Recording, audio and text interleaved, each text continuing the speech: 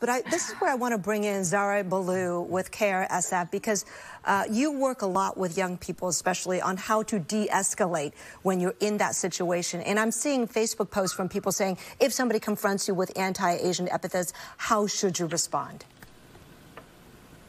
Yeah, thanks for that question. It's been, unfortunately, the lived experience of so many in our community to either be targeted directly for hate or be mistaken for someone that someone else was targeting for hate.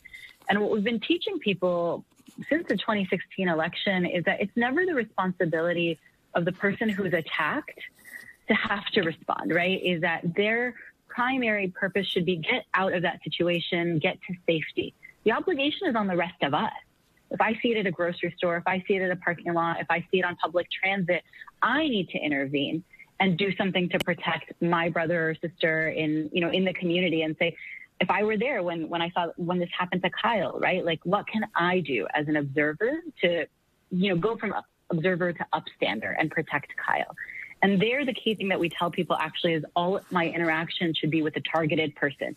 We don't call them a victim. We want to give them the agency to decide what happens in that situation. So if I were with Kyle, I would have said, Kyle, what can I do to help you? Kyle, let me get to your car. Let me help you get to your car safely. I actually don't want to engage the attacker because that escalates the situation. Then they're yelling at me. Then they feel the need to make it a bigger thing, right? I'm going to take this steam entirely out of them by saying, Kyle, what can I do to help you? Engaging Kyle, ignoring the attacker, and de-escalating as soon as possible. We all want to be sarcastic. We want to be snarky. We want to fight back.